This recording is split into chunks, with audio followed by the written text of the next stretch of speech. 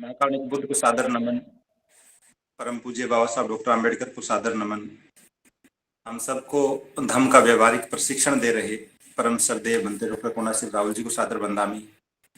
और देश भर से जुड़े हुए आप सभी प्रबुद्ध साथियों को सादर नमो बुद्धाय। जैसा कि डॉक्टर साहब ने जिक्र किया अभी कि आज बीआरसी गूगल मीट में हम जिस विषय पर चर्चा करेंगे वो वर्तमान परिस्थितियों से जुड़ा हुआ है और इन बदलती हुई परिस्थितियों में, अपनी समकालीन परिस्थितियों में बौद्ध जो है वो अपनी भूमिका को किस तरह से गतिशील बना सकते हैं,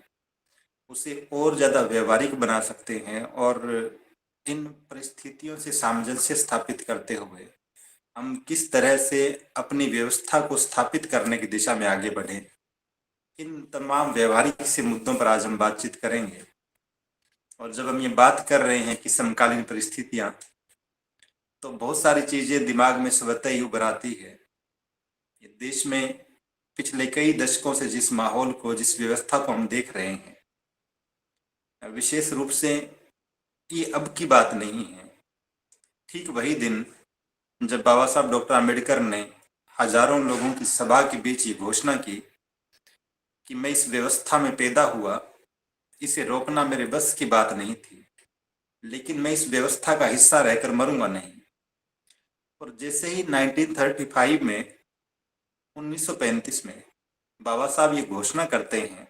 पूरे देश में खलबली मच जाती है, विशेष रूप से उस व्यवस्था के लोगों में जिसके परित्याग की बात बाबा साहब ने कही। और तब से लेकर आज तक हम लगातार देख रहे हैं। 1956 में जिस तरह से बाबा साहब डॉक्टर आम्बेडकर दुनिया की सबसे बड़ी धार्मिक क्रांति का सूत्रपात करते हैं आधुनिक मानव जाति के इतिहास में, और हम देखते हैं कि किस तरह से लाखों लोग उनका अनुसरण करते हुए बौद्ध धर्म की दीक्षा लेते हैं। 1956 से लेकर आज तक ये सिलसिला चल रहा है। हाल ही की यदि हम बात करें तो एक ठहराव भरी अवस्था में बौद्ध आंदोलन, या फिर हम कहें कि वो कछुए की चाल से धीरे धीरे लेकिन लगातार चल रहा था। देश के अलग अलग हिस्सों से कहीं पे धम्म दीक्षा की खबरें आती है, कभी किसी परिवार की, तो कभी सामूहिक रूप से सैकड़ों या हजारों लोगों के धर्मांतरण की। दूसरी तरफ ऐसा भी सुनने देखने को मिलता है कि जो लोग धम्म की दीक्षा ले चुके, अब वो धम्म के पर्वों को, उसकी परंपराओं को मना रहे हैं, उनका निर्वहन कर रहे हैं। और यदाकदा हम ऐसे अवसर भी देखते हैं कि बौद्ध रीति से हमारे इर्द गिर्द संखार होने शुरू हो गए हैं। तो बहुत तेज गति के साथ न सही, लेकिन व्यवस्थागत बहुत सारे बदलाव हम अपने आस पड़ोस में महसूस करते हैं। चाहे हम विवाह के कार्ड देखें, उन पे जिन तथाकथित पाषाण प्रतिमाओं के चित्र उकेरे हुए रहते थे, अब उनके स्थान पर महाकारुणिक बुद्ध के चित्र आए, बाबा साहब के कथन आने लगे, संविधान की प्रस्तावना हम शादी के कार्डों पर छपवाने लगे। तो ये तमाम चीजें इस वक्त घटित हो रही थी। तात्कालिक रूप से 12 फरवरी से हमने देखा कि महाबोधि विहार मुक्ति का आंदोलन आरंभ हुआ, और ये संभवतः 1956 से लेकर आज तक देश में बौद्धों ने जितने आंदोलन किए, जितने आंदोलनों में सहभागिता की, हालांकि ये आंदोलन काफी पुराना है, लेकिन तब भी अपनी ज्ञात जानकारी, ज्ञात संदर्भों के आधार पर मैं बात कह रहा हूं कि 1956 के बाद यदि देश भर के लगभग सभी राज्यों के बौद्धों ने सामूहिक स्वर में यदि अपनी विरासत को बचाने की बात की, इतनी बड़ी संख्या में लोग बोध गया में उपस्थित हुए, और जितने उपस्थित हुए उनसे भी कई लाखों लोग अपने घरों में बैठे हुए सोशल मीडिया के माध्यम से अपने गांव शहरों के कार्यक्रमों में महाबोधि विहार पर चर्चा कर रहे थे। और पहली बार देश में ही नहीं, दुनिया भर में इस आंदोलन की गूंज सुनाई दी। तो वो बौद्ध आंदोलन जो थोड़ा सुस्त दिखाई दे रहा था, वो बौद्ध आंदोलन जिसमें नियमित गतिविधियों के अतिरिक्त कुछ विशेष घटित होता हुआ दिखाई नहीं दे रहा था। पहली बार महाबोधि विहार आंदोलन ने देश भर के तमाम बौद्धों को, देश के अलग अलग संगठनों से जुड़े हुए भिक्षुओं भिक्षुणियों को एक मंच पर लाने का काम किया। और हम सब लोग बहुत उम्मीद के साथ ये कल्पनाएं कर रहे थे, ऐसी अनुमान लगा रहे थे कि ये आंदोलन निश्चित रूप से आधुनिक भारत के इतिहास में मील का पत्थर साबित होगा। आने वाली पीढ़ियों के लिए ये बहुत ही प्रेरणादायक और सफल आंदोलन होगा। और आंदोलन ठीक दिशा में गति कर भी रहा था। लेकिन जैसे जैसे बुद्ध पूर्णिमा का दिन नजदीक आता गया और ये संभावना बढ़ती गई कि इस दिन हमेशा हर साल जितने बौद्ध लोग आते हैं बोध गया में, महाबोधि विहार में, उसके कई गुना लोगों के एकत्रित होने की संभावना है और ये आंदोलन और विशाल रूप धारण कर लेगा। तो कुछ स्वार्थ से प्रेरित लोगों ने, जो तथाकथित नेतृत्वकर्ता बने हुए थे इस आंदोलन के, उन्होंने एक तरफा निर्णय करते हुए एक प्रेस कॉन्फ्रेंस के माध्यम से इस आंदोलन के स्थगित करने की सूचना लोगों को दी। तो पूरे देश के मनोबल को तोड़ने का काम किया। वो तमाम बौद्ध जो आंदोलित थे, वो सारे के सारे बौद्ध जो उत्साहित थे अपनी धरोहर को बचाने के लिए, उस उनके हौसले को तोड़ने का काम किया।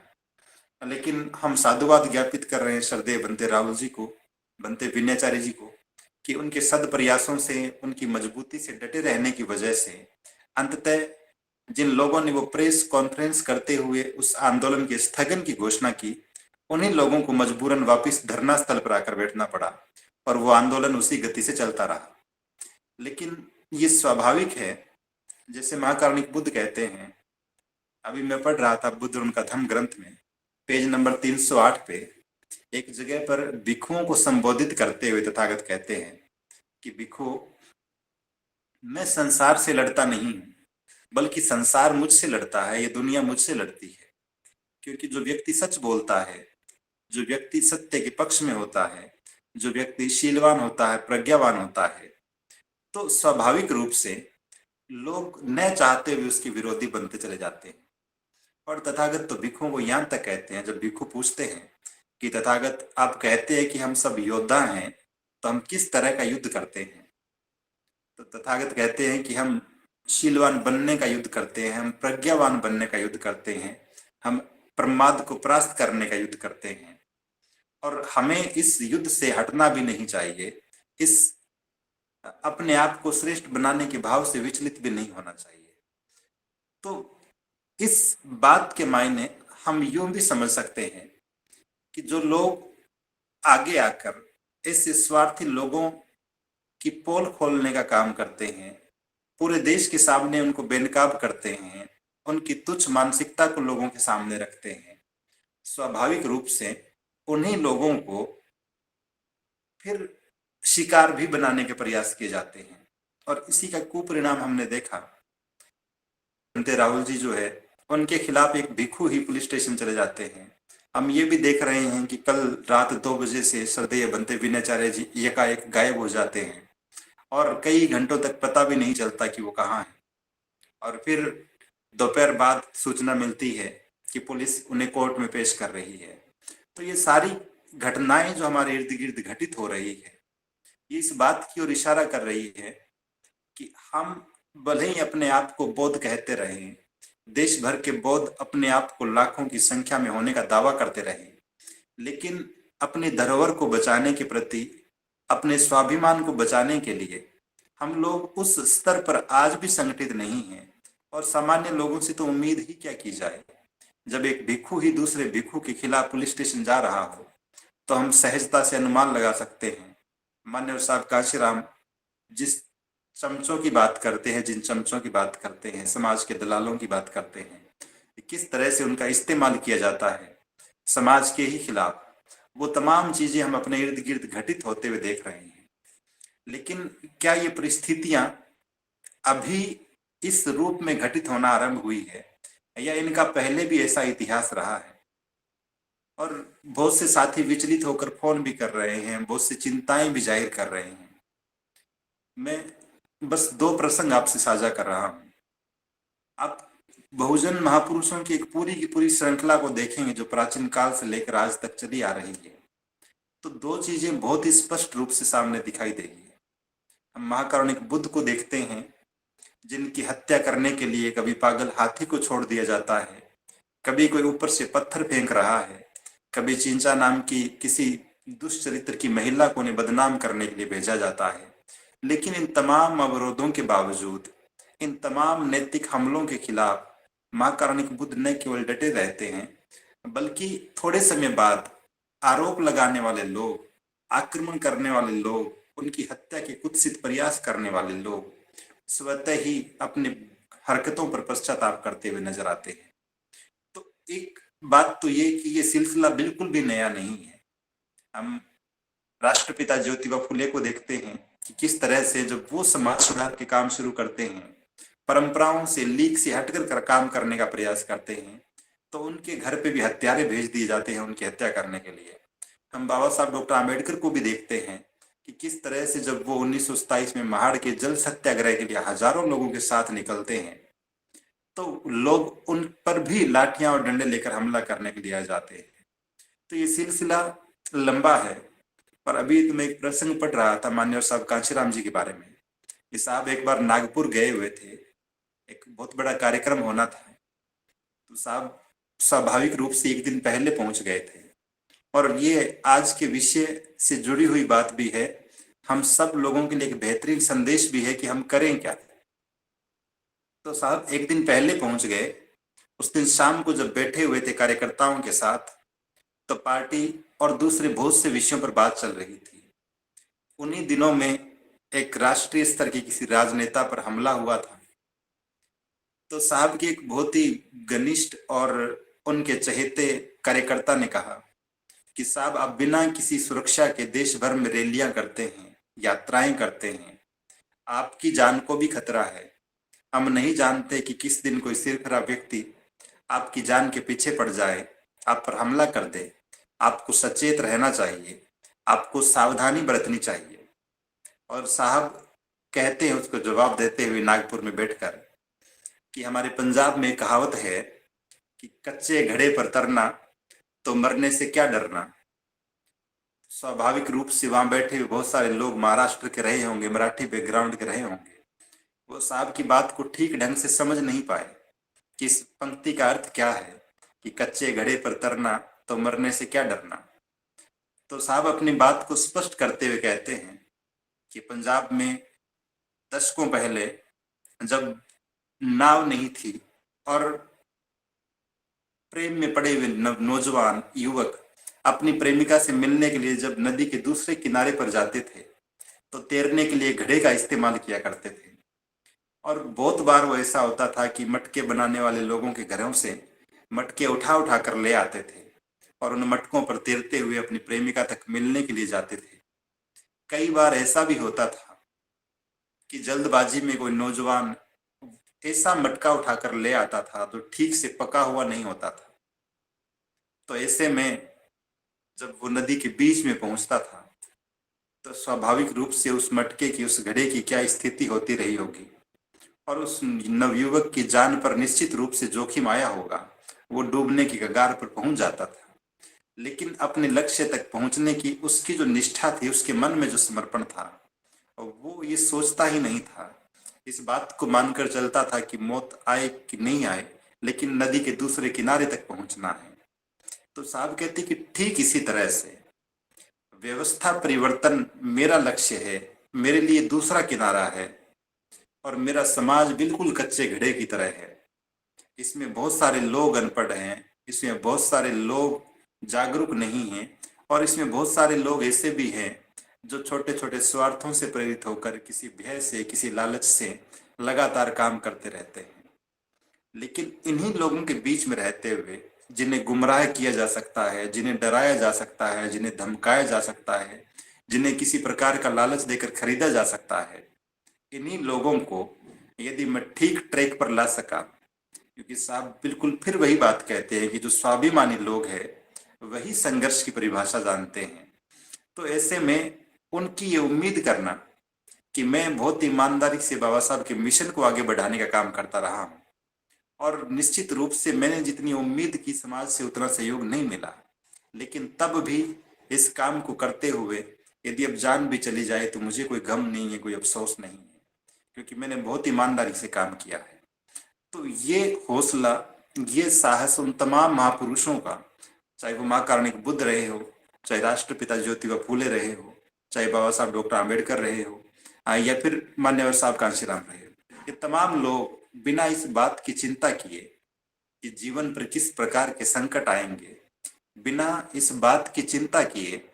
कि कितने लोग साथ होंगे कि कितने लोग खिलाफ होंगे। और हम तो बाबा साहब को भी देखते हैं, जब उनके सामने चुनाव लड़ने के लिए मान्यवर साहब जैसा कहते थे, एक चमचे को खड़ा कर दिया जाता है, वो व्यक्ति जिसे कोई जानता तक नहीं था वो बाबा साहब को चुनाव में हरा देता है। लेकिन तब भी उस जीतने वाले का नाम आज कोई नहीं जानता, लेकिन जो चुनाव में हारे थे बाबा साहब, उनके चित्र आज हम सब के घरों में टंगे हुए हैं। तो बात यहां से तय नहीं हो रही कि आज कौन जीत रहा है, आज कौन हार रहा है, बल्कि महत्वपूर्ण बात वो है जो श्रद्धेय बनते रावल जी जंगल की आग किताब में लिखते हैं कि जो व्यक्ति जंगल की इस आग को बुझाने का काम कर रहे हैं उनका नाम सुनहरे अक्षरों में लिखा जाएगा, और जो लोग चुपचाप बैठे हुए हैं, तटस्थ बैठे हुए हैं, या फिर आग को भड़काने का काम कर रहे हैं, उन लोगों का नाम निश्चित रूप से जब भी जंगल की आग का इतिहास लिखा जाएगा तो गद्दारों की सूची में आएगा। तो हम सब के लिए भी ये बहुत सुस्पष्ट संदेश है कि हम जो बना बनाया सा ट्रैक है, क्योंकि आप अपने इर्द गिर्द देखेंगे, और मैं तो बहुत बार चिंतित होता हूं ये सोचकर कि देश के तमाम दलित आंदोलनों की दिशा क्या है। जब भी कोई दलित आदिवासी अत्याचार की घटना होती है, 100 200 500 लोग इकट्ठे होते हैं धरना प्रदर्शन ज्ञापन के लिए, 2 4 दिन धरने पर बैठते हैं, फिर मुश्किल से किन्हीं आरोपियों को गिरफ्तार कर लिया जाता है, और फिर कुछ दिनों बाद वो छूट भी जाते होंगे, हम उस घटना को भूल भी जाते हैं। हर दिन कहीं ना कहीं इस तरह की घटनाएं होती है प्रताड़ना की, कितनी घटनाएं याद रहती है। हर दिन अखबार के पन्ने ऐसी घटनाओं से भरे हुए आते हैं, हम एक दिन के लिए 2 दिन के लिए व्हाट्सएप स्टेटस पे लगाते हैं, उसके बाद भूल जाते हैं। लेकिन माननीय साहब कांशीराम जी जो सूत्र बता रहे हैं वो क्या था, वो सिर्फ इतना है कि हम व्यवस्था परिवर्तन के लिए काम करें। जब तक हम इसी व्यवस्था का हिस्सा रहेंगे, इस व्यवस्था से न्याय मांगते रहेंगे, ये बिल्कुल भी उचित नहीं है, बिल्कुल भी तर्क संगत नहीं है। और बाबा साहब तो इस बात को और स्पष्ट शब्दों में लिखते हैं, एक जगह पर कहते हैं कि आप लोग यदि इस उम्मीद में बैठे हैं कि जो आपके शोषक हैं, आप पर अत्याचार करने वाले हैं, उनका हृदय परिवर्तन होगा और वो आपको अधिकार सौंप देंगे स्वतः ही, तो निश्चित रूप से एक परिकल्पना होगी, ऐसा हरगिज नहीं होने वाला है। तो ऐसे में कितनी ही बार हम इस गूगल मीट के माध्यम से और कई दशकों से श्रद्धेय बनते जी व्यवस्था परिवर्तन की, बौद्ध व्यवस्था की स्थापना की, बौद्ध समाज के निर्माण की बात करते रहे हैं। और यदि हम लोग संगठित रूप से इन कामों को नहीं कर पा रहे हैं, यदि देश भर में इक्का दुक्का अपवाद स्वरूप धम्म दीक्षा के कार्यक्रम होते हैं, कभी कभार साल में 2 4 हम बुद्ध पूर्णिमा के कार्यक्रम कर लें, या फिर एक आध बार बौद्ध रीति से संखार करवाने की बात सुन लें, तो इन तमाम चीजों से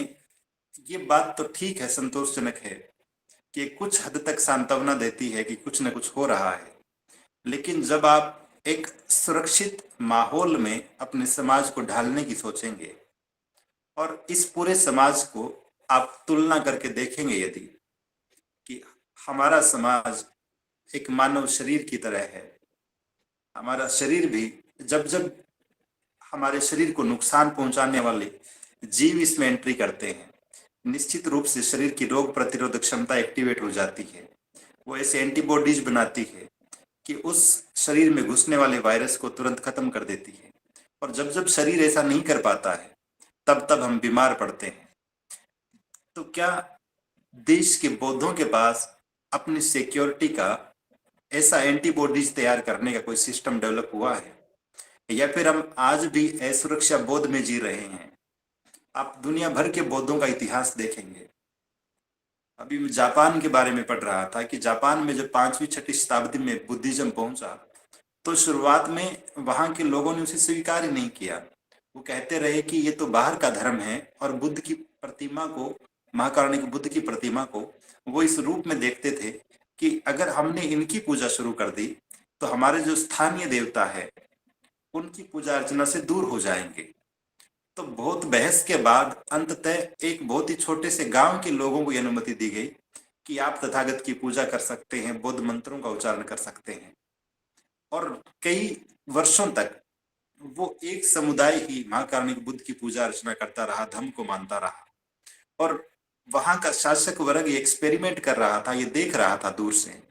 कि इस घटना के परिणाम क्या निकलते हैं, इस घटना के लोगों के जीवन पर प्रभाव क्या पड़ते हैं। और जब वो संतुष्ट हुए, उन्हें लगा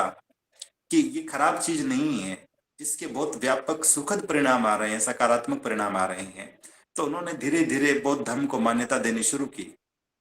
लेकिन तब भी वहां का एक और मुख्य धर्म, बल्कि आधुनिक काल में भी वहां की सरकार ने बुद्धिज्म को नकारते हुए और वहां के स्थानीय धर्म को अपना राजधर्म घोषित कर दिया। लेकिन तब भी जो लोग बौद्ध धर्म को मान रहे थे, जो लोग बौद्ध धर्म की स्थापना के लिए काम कर रहे थे, उन लोगों ने निरंतर संघर्ष किया और अंततः रिजल्ट ये हुआ कि आज वहां 70% से ज्यादा आबादी बुद्धिज्म को मानती है। आप श्रीलंका के इतिहास को देखेंगे, ये बात ठीक है कि सम्राट अशोक के समय से वह धर्म का प्रचार प्रसार होता रहा है, और वो दौर भी रहा जब बौद्ध धर्म बहुत ही सुखद ढंग से फलता फूलता रहा है। लेकिन जब जब वहां संकट आए, चाहे वो दूसरे धर्मों की तरफ से आए हो, चाहे किसी आतंकवादी समुदाय की तरफ से आए हो, हम सब लोग सुनते हैं उस तमिल टाइगर्स लिबरेशन फ्रंट नाम के आतंकवादी संगठन के बारे में। तो वो तमाम चीजों का वहां के बौद्ध न केवल डटकर मुकाबला करते रहे, बल्कि श्रीलंका का इतिहास तो इस बात की भी गवाही देता है के लिए, अपनी व्यवस्था को बचाने के लिए। और म्यांमार का उदाहरण हमने हाल ही में देखा है। तो ये तमाम चीजें इस बात की ओर इशारा करती है कि जब तक आप सुदृढ़ नहीं करेंगे अपने आप को, जब तक आप अपने आप को मजबूत नहीं बनाएंगे, संगठित नहीं बनाएंगे, तब तब इस बात की पूरी संभावना है कि हम उसी अत्याचार के शिकार होते रहेंगे जिस दलदल से हम बाहर निकल कर आए हैं। इस नई व्यवस्था में आकर भी हम शिकार होते रहेंगे। बहुत बार चूंकि भारत का इतिहास इंग्लिश पढ़ाते हुए भी मेरा प्रिय विषय रहा है और मैंने इस विषय में एमए भी किया, आज भी इतिहास की किताबें पढ़ता रहता हूँ। और इतिहास की किताबें पढ़ते हुए जब भी हिंदू मुसलमान द्वेष की बात पढ़ता हूँ, उनके टकराव की बात पढ़ता हूँ, मध्यकाल के युद्धों को धार्मिक दृष्टि से देखने की बातें पढ़ता हूँ, तो एक विचार बार बार दिमाग में आता है कि यदि मुस्लिम लोग भारत में नहीं आए होते तो देश में आज जो हालात हम देख रहे हैं अब वो मुस्लिम वर्सेज हिंदू के नहीं होते। तब यहाँ बाबा साहब क्रांति और प्रतिक्रांति में जिस बात का जिक्र कर रहे हैं, फिर यहाँ देश की मौजूदा व्यवस्था बहुसंख्यक लोग और देश के बौद्धों के बीच टकराव की स्थितियां होती संभवतः। और आप बहुत सुस्पष्ट ढंग से, और उनके आगमन ने बौद्धों का एक नुकसान ये भी किया कि हम लोग चर्चा में ही नहीं रहे। इस विषय पर तो कभी बात ही नहीं हो रही है कि देश के बौद्ध क्या कर रहे हैं, देश के बौद्धों के अवशेष कहाँ मिल रहे हैं, देश के बौद्ध कौन से पर्व मना रहे हैं, लोग ईद के बारे में जान रहे हैं, कहाँ पर मस्जिद में नमाज पढ़ी गई, ये तो खबरें छप रही है। लेकिन बुद्ध पूर्णिमा पे बोध गया में कितने लोग आए, सारनाथ में क्या कार्यक्रम हुए, इसकी रिपोर्टिंग कोई नहीं कर रहा है सिवाय हमारे ही यूट्यूब चैनल्स के, हमारे ही लोगों को छोड़ दिया जाए तो मेन स्ट्रीम से, न तो न्यूज़पेपर से और न ही समाचार उन तथाकथित राष्ट्रीय चैनलों से इस पे कोई चर्चा होती है। तो ये सारी चीजें इस बात की ओर इशारा करती है कि यदि बौद्ध लोग अपने आप को संगठित रखते हुए जब तक एकीकृत रूप से काम नहीं करेंगे, तब तब निश्चित रूप से इस बात की पूरी संभावना है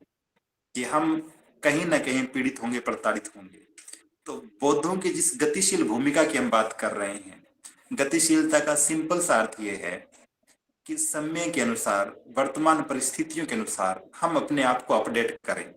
हम कब तक लैंडलाइन फोन लेकर बैठे रहेंगे, कब तक हम 2G फोन से काम चलाते रहेंगे, कीपैड वाले फोन से काम चलाते रहेंगे। आज से 20 साल पहले भी, 30 साल पहले भी, 50 साल पहले भी यदि हमारा आंदोलन ज्ञापन देने तक सीमित था और आज 50 साल बाद भी हम ज्ञापन देने का ही काम कर रहे हैं, तो इस बात को बहुत गहरे से समझना पड़ेगा कि हम लोग जिस व्यवस्था को स्थापित किया जाना चाहिए था, शासन और प्रशासन में जो मजबूत लोग जाने चाहिए थे, जो हमारी आवाज उठा सके, जो हमारी सुरक्षा कर सके। जैसा बाबा साहब कहते हैं कि मुझे ऐसे लोग चाहिए, जिस तरह से कोई योद्धा अपने किले की रक्षा करता है मजबूती से, ठीक इसी तरह से पढ़े लिखे लोग जो अपने समाज की रक्षा करने का काम कर सके।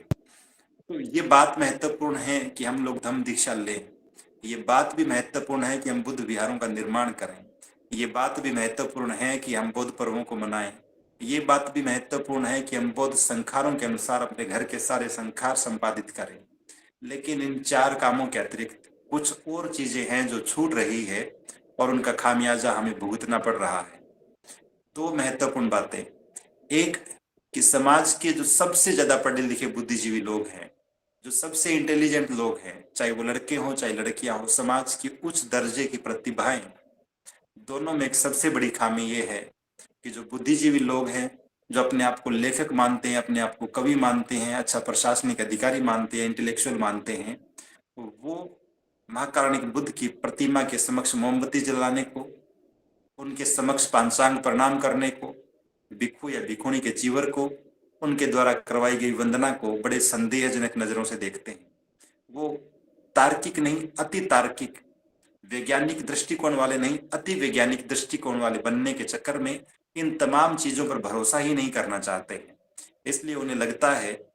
कि जिस व्यवस्था को हम छोड़ रहे हैं और दूसरी व्यवस्था में एंट्री कर रहे हैं, इन दोनों में कोई अंतर नहीं है। तो वो इस वजह से इसे समर्थन नहीं देते हैं। दूसरे वो लोग जो समाज के सर्वाधिक प्रतिभाशाली थे, समाज में सबसे ज्यादा बुद्धि जिनके पास थी,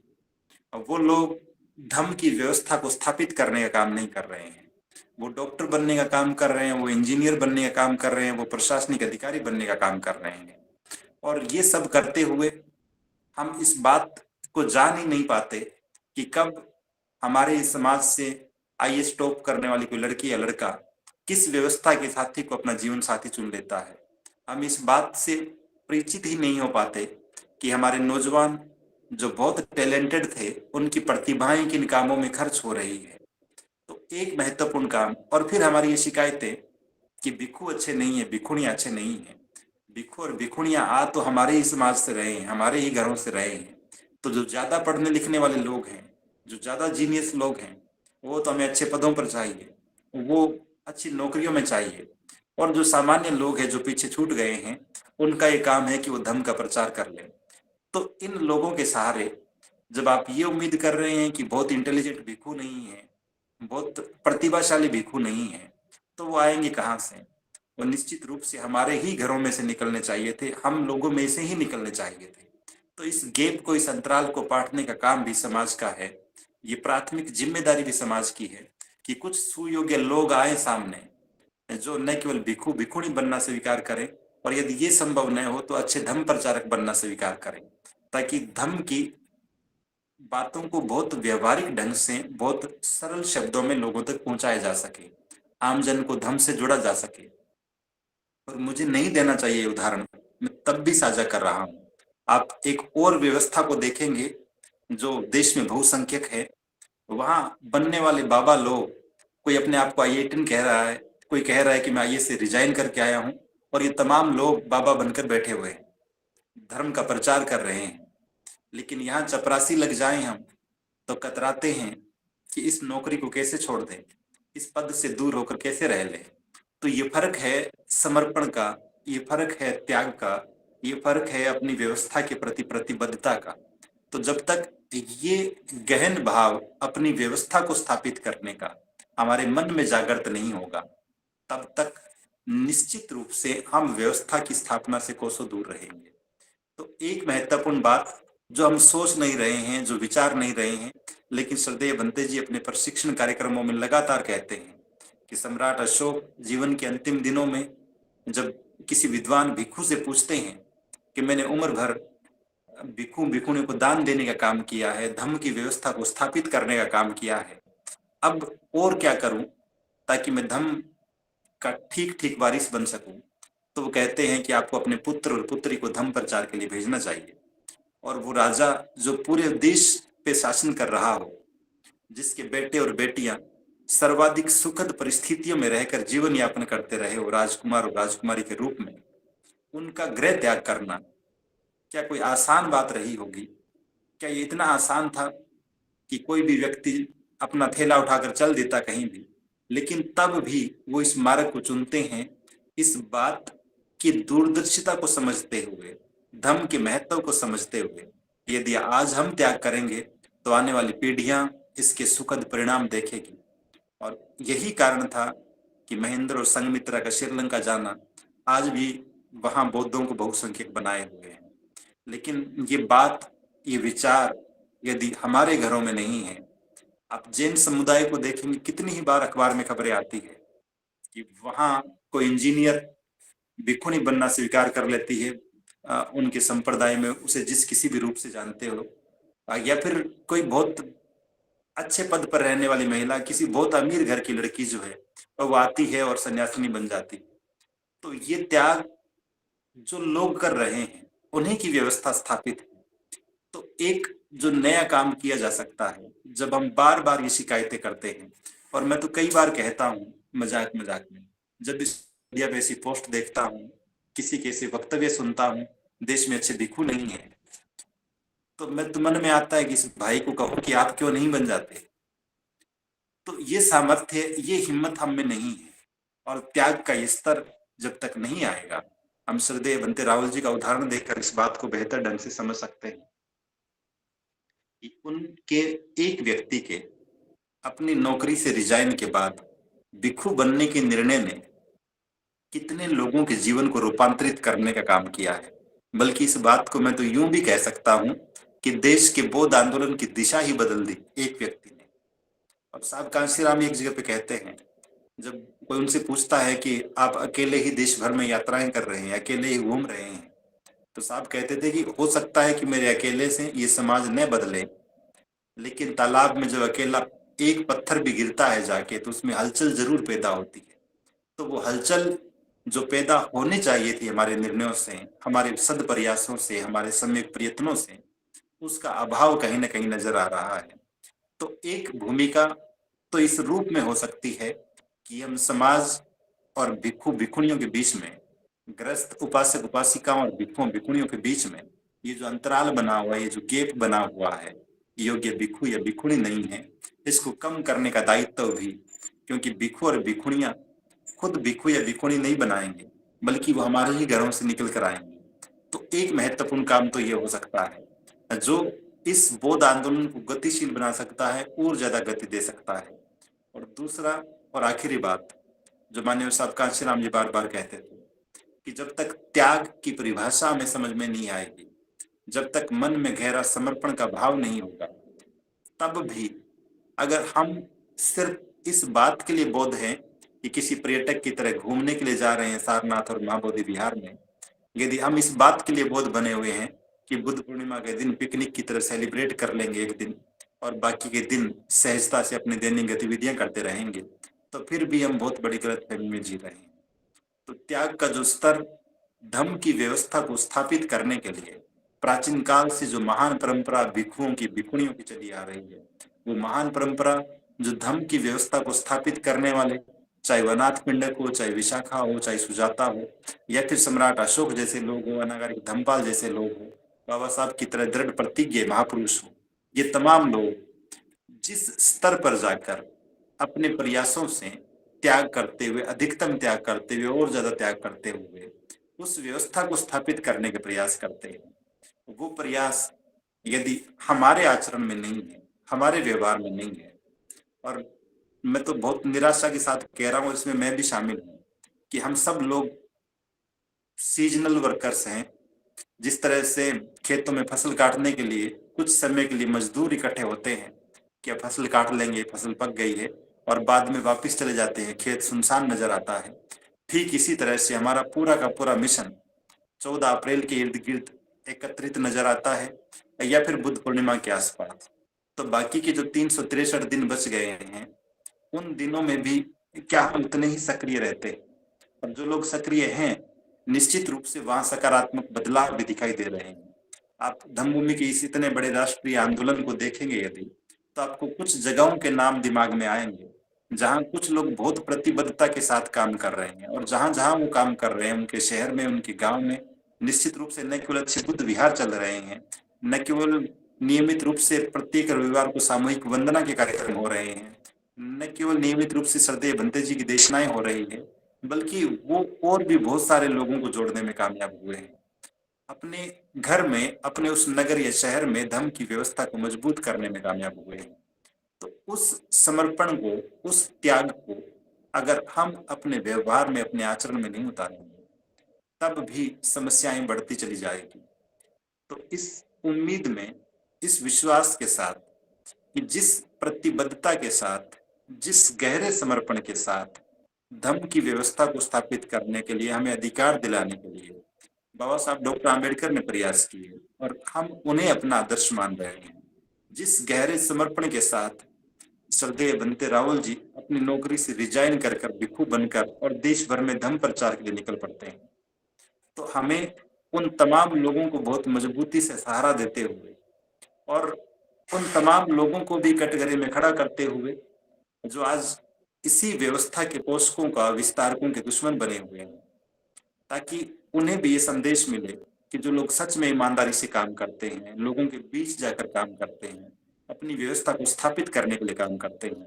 और किसी भिक्षु का, किसी भिक्षुणी का नैतिक स्तर इतना गिर जाए कि वो अपने ही जैसे चीवरधारी पर केस करने के लिए चला जाए, इससे बेहुदा काम और क्या हो सकता है। तो ऐसे लोगों को भी बहुत कठोर प्रश्नों की दृष्टि से हमें देखना होगा, और अपने मन में और गहरे समर्पण का भाव पैदा करते हुए धर्म की व्यवस्था के प्रति यदि हम अपने आप को आगे बढ़ाएंगे। समर्पण की जब हम बात कर रहे हैं, तो निश्चित रूप से वो धन के मामले में हो सकता है, वो धर्म प्रचार के लिए अपना समय देने के मामले में हो सकता है, वो अपने घर से किसी भिक्षु या भिक्षुणी को तैयार करने के मामले में हो सकता है, वो अपना समय देने के मामले में हो सकता है, किसी भी रूप में। लेकिन त्याग की जिस सीमा पर, जिस बिंदु पर जाकर हम ठहर गए हैं, अब अपने कदमों को गति देते हुए, बल्कि उन कदमों की गति को तेज बढ़ाते हुए और तीव्रता लाने की जरूरत है, ताकि देश में बौद्ध धर्म की व्यवस्था स्थापित हो सके, और आने वाली पीढ़ियां बहुत गर्व के साथ कह सके कि हमारे पूर्वजों ने ये संघर्ष किया, ये त्याग किया, उसकी बदौलत आज हम इस स्वाभिमान भरी व्यवस्था में सांस ले रहे हैं। आज के वक्तव्य में इतना ही, अपनी बात को यहीं विराम दे रहा हूँ। उम्मीद करता हूँ कि आप सबने ध्यानपूर्वक सुना होगा। सभी को बहुत बहुत साधुवाद। श्रद्धेय बंते जी को सादर प्रणाम।